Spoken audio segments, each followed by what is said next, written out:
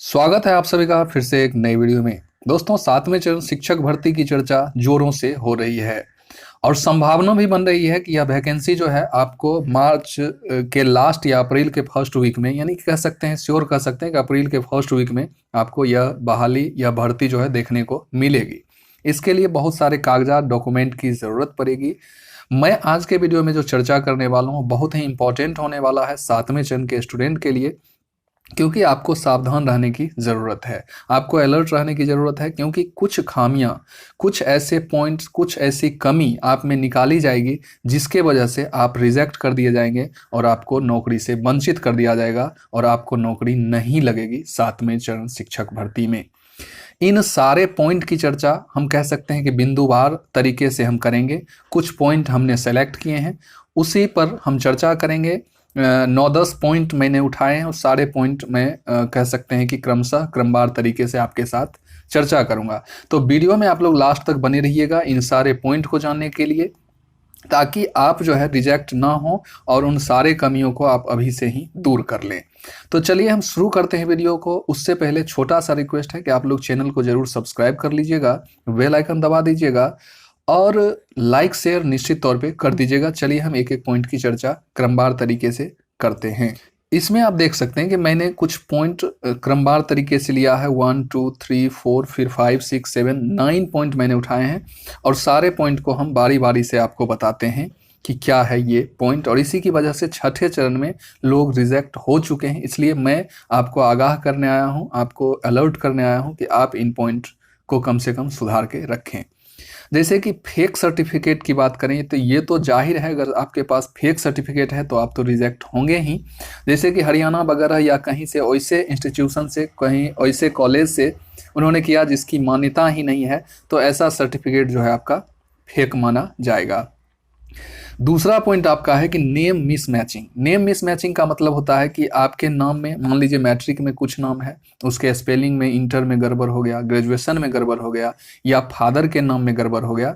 तो हालांकि ये सब जो है आपका शपथ पत्र लगाने से, जिसको एफिडेविट बोलते हैं, एफिडेविट लगा देंगे तो उससे ये काम हो जाता है, लेकिन फेक सर्टिफिकेट नहीं चलेगा। तो इसमें एफिडेविट भी लगा सकते हैं आप, और इसमें हो सके तो अभी टाइम है तो आप सुधार भी करवा सकते हैं। नेम में अगर मिसमैचिंग है सर्टिफिकेट वगैरह में तो उसको सही करवा लें। अब क्या होता है कि मार्क्स मिसमैच हो जाता है। जैसे आप अगर जिस समय फॉर्म भर रहे हैं उस समय अगर मैट्रिक इंटर में जो भी आपके मार्क्स हैं उससे अलग कुछ मार्क्स आपने अगर फिल कर दिया और आपके जो डॉक्यूमेंट हैं, आपके जो मार्कशीट हैं, अंक पत्र हैं, उसमें कुछ अलग मार्क्स है, तो इसकी वजह से भी आप रिजेक्ट हो सकते हैं। अब देखिए, ट्रेनिंग नोट वैलिड का मामला भी आप में, और इसके वजह से भी आप हो सकते हैं।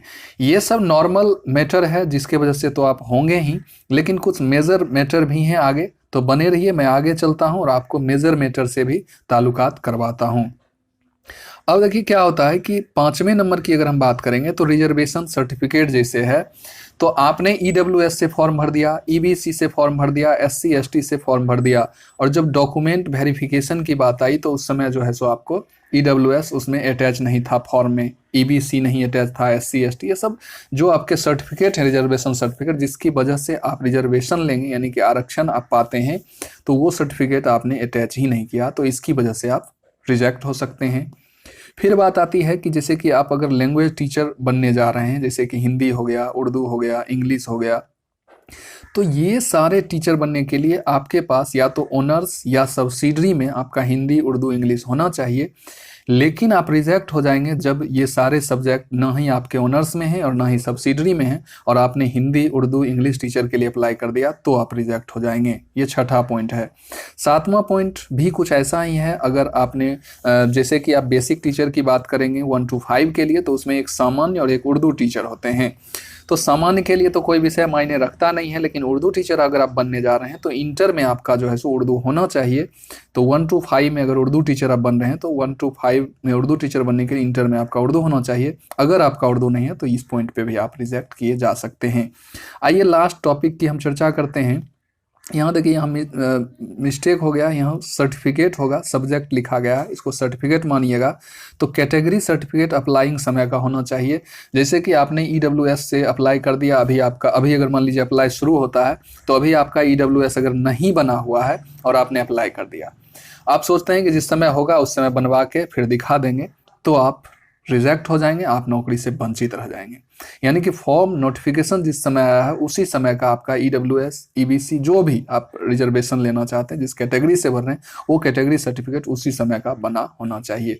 तो ये एक मेजर पॉइंट है जिसको आप लोग इस पर गौर फरमाइएगा, और ये चीज़ अभी से ही होना चाहिए आपका।